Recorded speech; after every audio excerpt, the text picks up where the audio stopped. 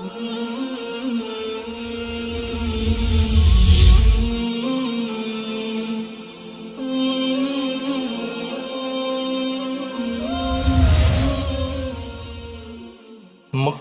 adalah tempat yang diberkahi. Allah Subhanahu wa Ta'ala memilih Mekah untuk Rasul-Nya yang paling mulia. Di Mekah, Nabi Muhammad SAW dilahirkan, dibesarkan, dan diutus menjadi seorang Rasul terakhir di muka bumi. Di tempat ini, turun wahyu yang pertama kepada Nabi Muhammad SAW, yaitu Al-Quranul Karim, yang memberikan petunjuk kepada jalan yang lurus. Di tempat ini terdapat Ka'bah yang merupakan kiblat bagi umat Islam. Di tempat ini, beliau Shallallahu Alaihi Wasallam hidup lebih dari 50 tahun. Dan dari tempat ini, dakwah Islam menyebar ke seluruh penjuru negeri. Melalui video ini, kami sajikan peta Mekah saat awal datangnya cahaya Islam di zaman Rasulullah Shallallahu Alaihi Wasallam. Peta ini dibuat oleh seorang peneliti sejarah dan penulis buku asal Kuwait, Letnan Kolonel Abdul Aziz bin Ahmed Al-Ateki. Beliau menghabiskan lebih dari 1 dekade untuk meneliti sejarah awal Islam dan berbagai ilmu dari perspektif Islam. Di antara buku karangan beliau yang terkenal adalah Mekah pada zaman Nabi Muhammad SAW. Berikut kita simak videonya. Mekah disebut juga sebagai Tanah Haram atau Kota Suci. Perbatasan Kota Suci Mekah tidak hanya di sekeliling Ka'bah, tetapi juga termasuk di dalamnya Gunung Arafah, Gunung Hira, dan Gunung Sur. Di sebelah timur kota, kita melihat lokasi Gunung Arafah, dan Gua Sur berada di sebelah baratnya. Tepat di sebelah utara terdapat kota Mekah, dan di sebelah timur dan timur laut kita melihat Mina dan Gua Hira.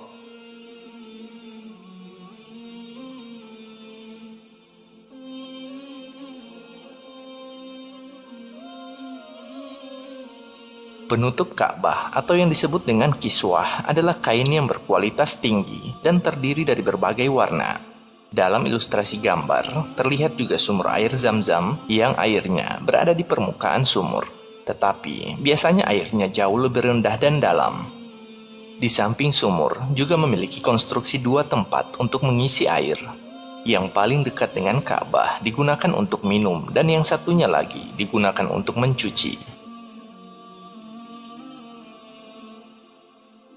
Di wilayah selatan Mekah, terdapat rumah dari 2 orang yang sangat terkenal dan senantiasa mendampingi Nabi Shallallahu Alaihi Wasallam, yaitu Abu Bakar As-Siddiq radhiyallahu anhu, seorang lelaki dewasa merdeka yang pertama kali masuk Islam. Ia merupakan sahabat dekat dari Nabi Shallallahu Alaihi Wasallam. Ke sebelah baratnya, dekat kaki gunung, terdapat tempat tinggalnya Umar radhiyallahu anhu di rumah ayahnya Al-Khattab. Di rumah inilah Umar bin Khattab radhiyallahu anhu dilahirkan dan dibesarkan. Umar bin Khattab adalah seorang lelaki yang terkenal akan ketegasan dan keberaniannya sehingga digelari Al-Faruq. Bergerak ke utara ke arah jantung kota Mekah, terdapat 2 lembah Ajyad, dan di sebelah barat Ka'bah terdapat Dar An-Nadwah. Di tempat ini, para pemimpin Quraisy mengadakan musyawarah untuk memecahkan masalah-masalah penting yang mereka hadapi, dan juga sebagai tempat untuk menikahkan anak-anak putri mereka. Tempat ini dibangun oleh kakek buyut Nabi Shallallahu Alaihi Wasallam, yaitu Qusay bin Kilab, yang dahulunya merupakan salah seorang pemimpin Mekah. Di sebelah selatan Ka'bah terdapat rumah dari Ummu Hani radhiyallahu anha, putri dari Abu Thalib, sepupu dari Nabi Shallallahu Alaihi Wasallam. Nama asli dari Ummu Hani adalah Fakhitah binti Abi Thalib bin Abdul Muthalib. Dari rumahnya, sebuah mukjizat pernah terjadi. Kediamannya yang penuh berkah pernah menjadi saksi peristiwa Isra Mi'raj. Ketika itu, Nabi Muhammad SAW datang ke rumah Ummu Hani, melakukan sholat malam lalu tidur di sana. Malam itu, rumah Ummu Hani dikunjungi malaikat yang paling mulia, yaitu Jibril alaihissalam, untuk menjemput Nabi Muhammad SAW. Dari sanalah peristiwa Isra Mi'raj bermula. Perjalanan 1 malam menuju Masjidil Aqsa di Yerusalem, dan kemudian ke Sidratul Muntaha. Subhanalladzi asra bi'abdihi laylan minal masjidil haram ilal masjidil aqsa alladzi barakna hawlahu linuriyahu min ayatina innahu huwas sami'ul basir. Saat fajar tiba, Nabi pun kembali ke tempat yang sama. Kemudian Nabi Shallallahu Alaihi Wasallam mengabarkan Ummu Hani tentang perjalanannya. Ia pun mengimani sabdanya.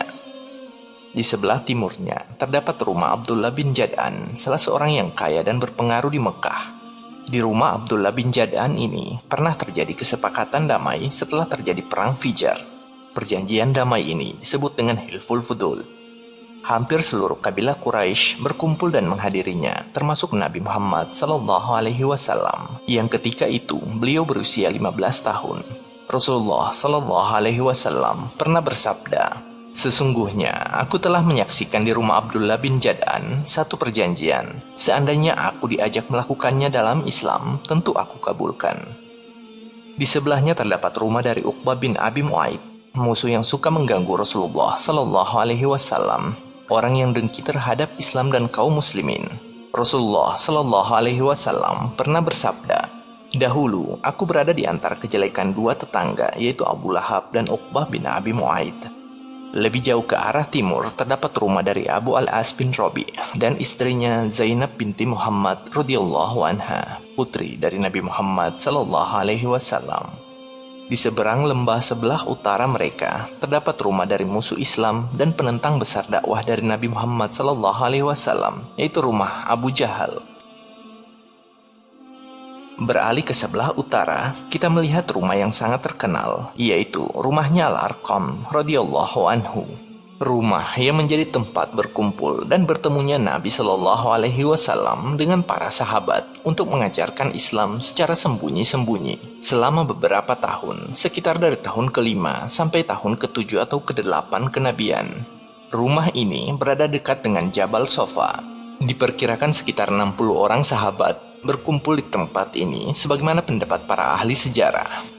Salah satu hal yang menyebabkan kaum Quraisy tidak menyadari bahwa tempat ini menjadi markas Nabi Shallallahu Alaihi Wasallam untuk berkumpul dengan para sahabat adalah dikarenakan pintu masuknya melalui belakang, dan ketika itu umur dari Al-Arqam masih sangat muda, yaitu sekitar 16 tahun.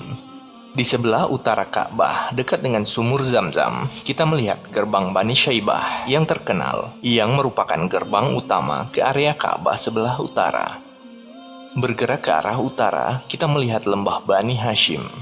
Di sini juga kita dapat melihat rumah dari paman Nabi Shallallahu Alaihi Wasallam yang sangat terkenal, yaitu Al-Abbas bin Abdul Muthalib.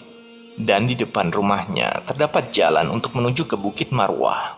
Lebih jauh ke arah utara terdapat rumahnya Ummul Mukminin Khadijah radhiyallahu anha, yang merupakan istri dari Nabi Muhammad Shallallahu Alaihi Wasallam. Seorang wanita yang cerdas dan sangat berpengaruh di Makkah, dan merupakan orang yang pertama kali beriman kepada risalah Nabi Shallallahu Alaihi Wasallam. Di jalur yang sama, di kaki Bukit Marwah, kita melihat rumah Abu Sufyan radhiyallahu anhu. Tepat di sebelah utaranya, di bawah Bukit Marwah, terdapat rumahnya Utbah bin Rabi'ah, duta orang-orang kafir yang berbuat jahat kepada Nabi Muhammad Shallallahu Alaihi Wasallam, yang membujuk beliau untuk meninggalkan dakwah yang benar. Salah satu tetangga terburuk yang bisa dibayangkan. Dan yang paling dekat dengan rumah Khadijah radhiyallahu anha adalah rumahnya Mi'tib bin Abi Lahab, putra dari Abu Lahab yang tidak seperti ayahnya yang jahat. Lalu ke arah timur, saat masuk ke lembah Bani Hashim, terdapat rumah yang sangat dikenal dalam sejarah, yaitu rumahnya Abdullah, ayah dari Nabi Muhammad Sallallahu Alaihi Wasallam. Dan di rumah ini, Nabi Muhammad Sallallahu Alaihi Wasallam dilahirkan oleh ibunya, yaitu Aminah binti Wahab.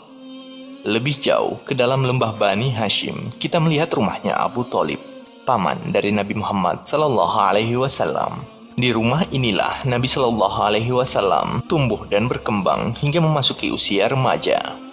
Dan di bawah dasar gunung terdapat rumah dari paman yang jahat dari Nabi Shallallahu Alaihi Wasallam, yaitu Abu Lahab, orang yang selalu memusuhi dan menentang dakwah Nabi Shallallahu Alaihi Wasallam. Bergerak ke arah utara, kita mendekati pintu masuk ke lembah Bani Amr. Dan di bawah kaki gunung, tepat di sebelah selatan, terdapat perumahan keluarga dari Al-As bin Sa'id, ayah dari Sa'id bin Al-As radhiyallahu anhu. Kemudian kita meninggalkan lembah Bani Amr dan menuju ke arah timur dan menghadap langsung ke utara. Maka kita melihat sesuatu yang disebut dengan kawasan atau daerah merah, yaitu sebuah tempat perzinahan pada masa itu, di mana mereka menandai dengan bendera berwarna merah di atas tenda-tenda mereka. Sebuah tempat yang tidak layak untuk dikunjungi. Lalu, ke arah timur, kita melihat pasar kambing atau domba yang berada tepat di depan lembah Bani Amr. Dan dari kejauhan, kita melihat sebuah pekuburan. Dan pekuburan ini berada tepat di bawah kaki gunung. Dan di tempat ini, Ummul Mukminin Khadijah radhiyallahu anha dimakamkan. Dari pemandangan atas seperti ini, kita dapat melihat Mekah dikelilingi oleh gunung-gunung. Dan yang penting untuk disorot adalah yang berada pada titik utara pada layar dalam tampilan ini, dan bagian selatan di sebelah kiri, dan gunung bagian barat. Yang perlu diketahui bahwa Gunung Hind, Gunung Dilma, dan Gunung La'la adalah bagian dari Gunung Qayqaan. Dalam gambar ini juga nampak Bukit Sofa yang merupakan bukit dasar dari Gunung Abi Qubais yang merupakan gunung yang terkenal di mana Nabi Shallallahu Alaihi Wasallam pertama kali menyatakan secara terbuka kepada kaum Quraisy bahwa ia adalah utusan Allah dan mengajak mereka untuk memeluk Islam. Ketika itu, beliau Shallallahu Alaihi Wasallam berdiri menghadapkan wajahnya ke kota Mekah dan Ka'bah. Berikutnya merupakan lokasi kunci lainnya seperti beberapa sumur terkenal, pasar, dan rute jalan masuk utama dan keluar kota Mekah. Dan yang terakhir dari tampilan ini menunjukkan lingkungan utama berdasarkan distribusi suku, sementara beberapa kabilah lain lebih tersebar. Ini merupakan wilayah utama yang dimiliki oleh beberapa cabang utama dari suku Quraisy. Dan terlihat pada gambar bahwa kedua lembah Ajiyad hampir dimiliki sepenuhnya oleh Bani Makhzum yang tangguh. Dan di utara adalah benteng Bani Hashim, di mana umat Islam diboikot. Di sanalah mereka terjebak dan tetap waspada dengan keamanan yang tinggi. Selama 3 tahun yang sulit, mereka terisolir, ditindas, sehingga mereka mengalami kelaparan yang sangat parah. Sampai boikot berakhir setelah mereka awalnya tinggal di daerah antara Bukit Sofa dan Ka'bah. Tetapi setelah beberapa kali bentrok dengan kabilah lain, mereka menjadi bersekutu dengan kabilah Bani Saham yang tangguh dan pindah dengan sebagian besar pergi ke daerah di kaki Gunung Umar dan beberapa di kaki gunung di lembah Ajiyad yang mengarah ke barat menuju lembah Fatimah. Setelah menikah dengan Ummul Mukminin Khadijah radhiyallahu anha, Nabi Muhammad Shallallahu Alaihi Wasallam tinggal di rumah Khadijah. Dari rumah Khadijah, Nabi Shallallahu Alaihi Wasallam di tahun-tahun terakhirnya sebelum kenabian, beliau Shallallahu Alaihi Wasallam keluar dari jalur utara Mekah dan menuju ke Gua Hiro yang terletak di puncak Gunung Hiro yang agak sulit dijangkau. Di tempat ini, Allah Subhanahu wa Ta'ala menurunkan ayat-ayat pertama Al-Quran melalui perantara malaikat Jibril pada malam hari di bulan suci Ramadan. Iqra' bismi rabbikal ladzi khalaq, khalaqal insana min 'alaq. Iqra' wa rabbukal akram, alladzi 'allama bil qalam, 'allamal insana ma lam ya'lam. Setelah diangkat menjadi Nabi dan Rasul, Nabi Shallallahu Alaihi Wasallam mendapatkan pertentangan dan perlawanan yang berat dari kaum musyrikin Mekah. Setelah 13 tahun, Nabi Shallallahu Alaihi Wasallam dan para pengikutnya mengalami penindasan, penganiayaan, dan penyiksaan yang berat. Kemudian Allah Subhanahu Wa Taala memberikan izin kepada Nabi-Nya Shallallahu Alaihi Wasallam untuk berhijrah ke Madinah. Dikarenakan kaum kafir Quraisy telah berniat untuk membunuh Nabi Muhammad Sallallahu Alaihi Wasallam dan mereka memilih sekelompok bangsawan di antara mereka untuk melakukan tindakan jahat ini, sehingga Nabi Sallallahu Alaihi Wasallam memerintahkan sepupunya Ali bin Abi Thalib radhiyallahu anhu yang dikenal akan kehebatan dan keberaniannya untuk tidur di ranjang Nabi Sallallahu Alaihi Wasallam, menggantikan beliau untuk memperdaya kaum kafir Quraisy. Kemudian, Nabi Shallallahu Alaihi Wasallam berjalan ke rumah Abu Bakar yang sudah mempersiapkan segalanya untuk perjalanan. Ketika itu, Nabi Shallallahu Alaihi Wasallam memilih jalan ini untuk ke rumah Abu Bakar. dari rumah Abu Bakar radhiyallahu anhu. Kemudian Nabi Shallallahu alaihi wasallam dan Abu Bakar bergerak ke arah selatan untuk keluar dari Mekah dan menuju Gua Sur. Ketika kaum kafir Quraisy menyadari target mereka tidak lagi berada di kota Mekah, maka mereka mengirim regu pencari yang kemudian mencari ke seluruh penjuru negeri dan bahkan memberi hadiah besar bagi siapa saja yang dapat menemukan dan membunuh Nabi yang mulia Shallallahu alaihi wasallam. Selama 3 malam, Abu Bakar radhiyallahu anhu menyembunyikan Nabi Shallallahu alaihi wasallam di Gua Sur. Kemudian mereka kembali melanjutkan perjalanan yang panjang yang berbahaya ke Madinah.